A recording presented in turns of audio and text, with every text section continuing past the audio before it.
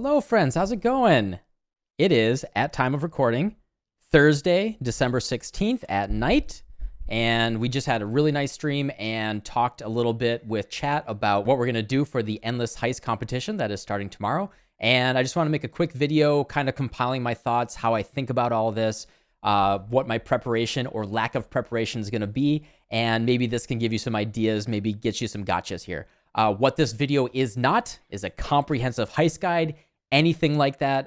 You can look up there. I do have a video about testing heist. I go into some detail about crafting stuff for your rogues and all that. This video is really just going to be a 10 to 15 minute quick little overview of my thoughts, my preparation, and how I'm going to go into this race, mentally and, both prepare myself for perhaps aiming for demigods in racing, or perhaps just going into it, having fun, hopefully leveling up a character to, like 85, try to get in the raffle or something like that. Just take it easy and have a good time, but also be mindful about the different things that, might be worth thinking about as we go into this like specialized race event. So let's just get right into my notes and start chatting about it.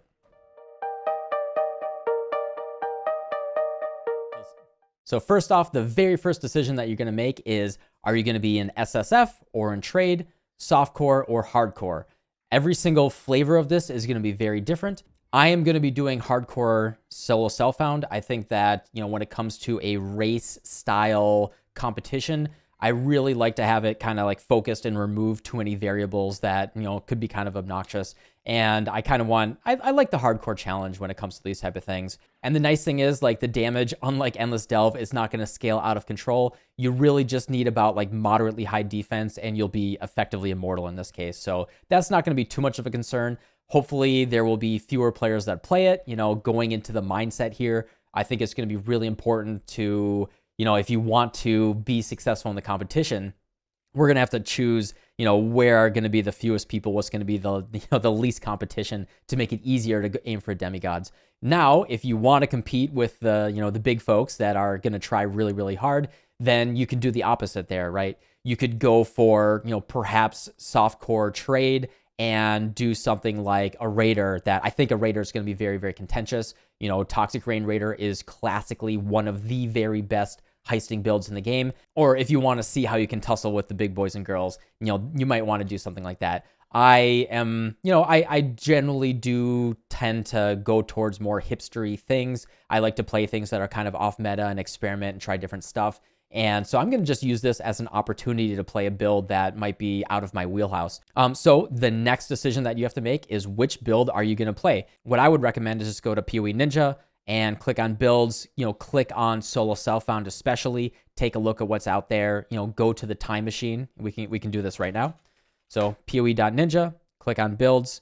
We can go to, Scourge League, get the latest here. And this is a really, really cool thing that I like to do for like seeing early parts of the league, right? So we're going to do solo self-found Scourge. We're not going to do hardcore. We just want to see what people are doing here.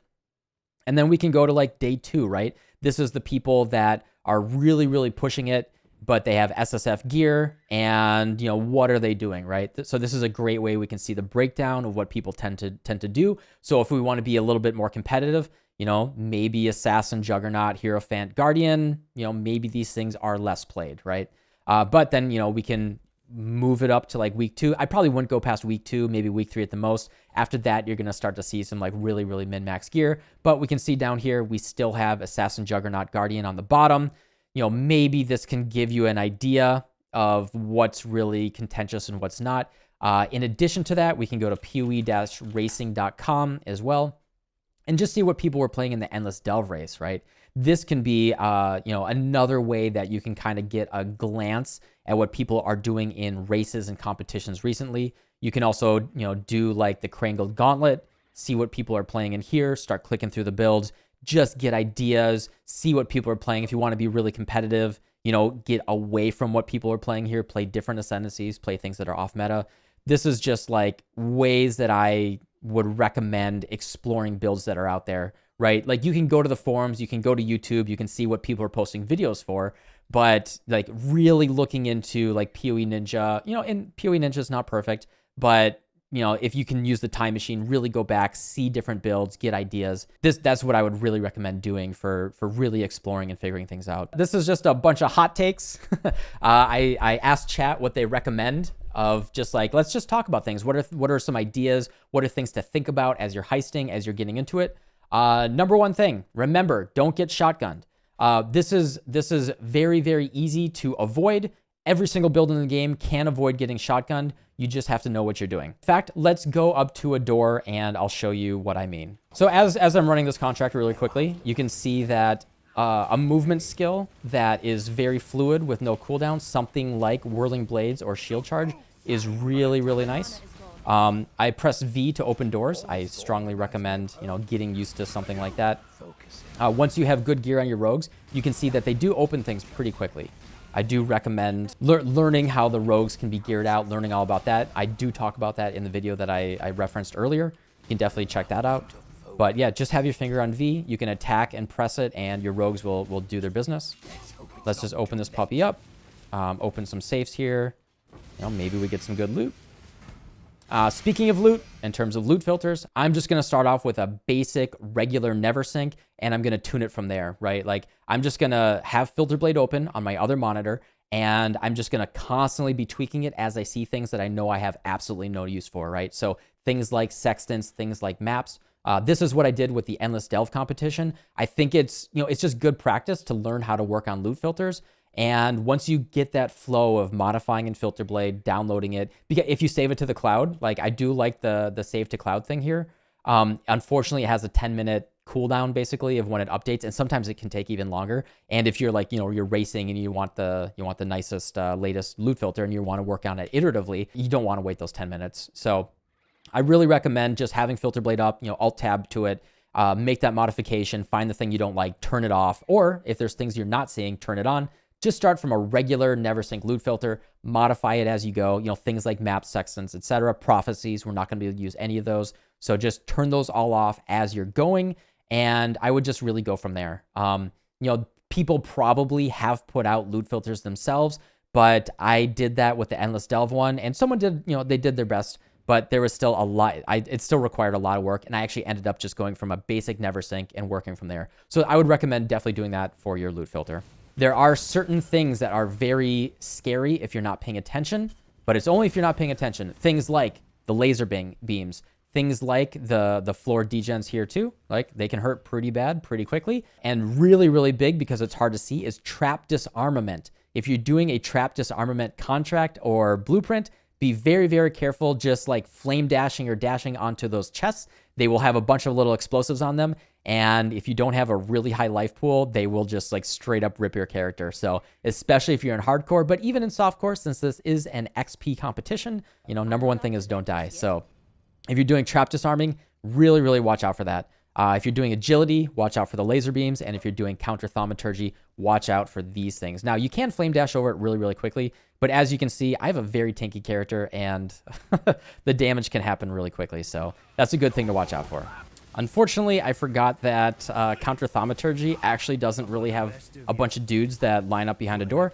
So we're just going to run a quick little lockpicking here. And you can see that with a fast character that is fairly tanky. And I'm just using my kinetic blast, which only has about, it has less than 1 million DPS. I don't know the exact number, but less than 1 million DPS, just really good AoE clear, and a very tanky character is all you really need for doing this. You know, I just recommend great clear, very fast and fluid, right? Like we can just get through things really, really fast. Permanent phasing, something like Raider. You can go for phasing on an Abyssal Jewel as well. You can roll phasing on kill with that. Here's an example of a door, right? So when you open the door, you want to stand up here or way, way back here. They actually won't shotgun unless you stand up here. That's where the shotgun happens, right? So you can see the little circle there. If you walk in there, you know, they're going to queue up their attacks and they're going to do the shotgunning. So it's really just don't be, you know, when people ask me like, hey, how do I avoid getting shotgunned? I actually had someone asked on in chat earlier today. The answer is don't stand in front of the door. You know, you can stand back here. You can attack a little bit. You can lure them out. You know, if you don't have a build that you're confident getting in there. Conversely, let's see if we can find another door to open here. Yeah, here's another door. I'm going to let the guys kind of queue up here. You know, the longer you wait, you can also do this. Really wait for all the guys to queue up. They don't really aggro, so they don't aggro until you attack them or you get, you know, you get too close. So what you can do is actually just quickly get on the other side. I don't recommend doing this if you're in hardcore especially, but it takes them about a second to really queue up their shotgun attack. So if you have a really fast character, don't stand in front of the door as it's opening, you know, because they will, as soon as the door starts opening, as soon as it opens just a little bit of a crack, they'll start queuing up their attack. And so as soon as it fully opens and then you walk in, their full second had transpired and it's like GGG did a good job of timing it.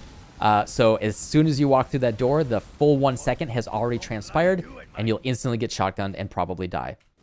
So if you just stand back here, just a little bit behind the door, they won't be queuing up their attack. They're not getting aggro and you can just walk forward and then flame dash down. And they won't be, you know, they'll just start queuing up their attack. So that's really all it is. It's just timing and all that. So I'm going to stand right here. You know, don't stand in front of the door. They don't know I'm here, right? And then I just flame dash through. And they attacked, you know, they attacked forward instead of backwards on top of me. Because they will attack as soon as they acquire the target, right? They saw me here, but they hadn't started queuing up their attack. I flame dashed, and then their whole attack actually still went down here. They attacked where they first saw me. Now, if you're in softcore and you're going really, really fast, that is a technique that you can use. If you're in hardcore, I don't recommend doing that. Just take that extra 0.5 seconds, stand back, pull them out a little bit. You know, don't really risk getting hit there and dying. Now, this is a good example, kind of what is actually not necessary when it comes to your build. Now, I have good defense here, and I'm actually just not really taking any damage, right? I just have a solid character, and I'm just not really taking any damage. None of the mobs will really, really hurt you. All of the really scary stuff generally comes from the fact that there's so many monsters and they're going to shotgun. So as long as you have nice defensive layers, please strongly consider multiple layers of block, armor, evasion, and energy shield. Get multiple layers there. Make sure you have capped res. I really advocate getting to at least, you know, 0 chaos res. I have CI here. I'm chaos immune. But try to get closer to 0 chaos res. There will be occasional times, like there's very little chaos damage in Heist, but there are some mobs that do have a little bit of chaos damage, and there is the chance that maybe you roll poison or something on there, and you don't want to just get like randomly one shot or like really, really quickly die, or maybe you roll desecrated ground or something, right? Now you can roll around that and avoid it, but I think I've seen a couple people advocate for, you know, ignore chaos damage or chaos res entirely. You know, you can just not run laboratory or whatever. But I really just say, if you can get a little bit of chaos res on your gear, get as close to 0 as possible. You're just gonna, you know, there's fewer scary things that you like really, really have to avoid, right? And that's really all it is, right? It's about dealing with like the mitigation of risk by, you know, you're gonna be tired one night, right? And you're going to be a little lazy. You're not going to pay really, really close attention to how you're rolling your contracts. Look, Karst even killed that guy. You're going to, you know, you might misroll a contract and you accidentally had monsters poison on it or something, right? And you don't want to just randomly die because you're racing at like, you know, 2 a.m. or something. And that's just why I recommend, even if it's not strictly necessary, if you're playing perfectly, try to build those defensive layers around when you're playing imperfectly and, you know, mitigate the human factor, right? All right, so as I mentioned a few minutes ago, phasing is muy importante, señor. And so make sure that you can try to get that quartz flask ASAP, roll phasing. You know, you just want to be able to phase through monsters. You don't want to get stun locked in the corner. You don't want to get blocked when you try to, like, especially shield charge or whirling blades through a bunch of monsters, get stuck in the middle of there on abyssal jewels, or, you know, play a raider or get a quartz flask. Something like that will absolutely change your life. Or, you know, if you're building around unique, find a unique that gives you phasing. Running fast is also muy bien, but it is not absolutely everything. A raider like this, you know, big zoom raider, obviously really, really good. But honestly, a build like my Bane Occultist or anything like that, that just walks really smoothly, can blow up entire screens like a screen away. I think Bane Occultist will be really, really, really, really good. So definitely, you know, check out my playlist for all the Bane Occultist stuff. If you haven't played that one yet, I think that's a great option as well. But I do think Occultist will be, specifically because of Poisonous Concoction, I do think it will be one of the more contentious or more competitive ascendancies. So be a little careful about, you know, if you want to be competitive, consider things like that. I already went over moderately how to think about offense and defense. Defense is it's really 90% of putting these characters together. This is not a soft core Badge of the Brotherhood, Void Battery, YOLO through, Cast and Death Portal type of thing. Even in soft core trade, you really want to stay alive. XP is everything. You get up to level 97 and you die, you're going to be really, really sad. So stack those defenses first. We don't need much offense. I really really think about that as you're building your character. In terms of rolling contracts and blueprints, let's just grab a contract here so I can give you a little bit of a live demo here. So when it comes to rolling contracts and blueprints, the only line that you care about here is the alert level reduction.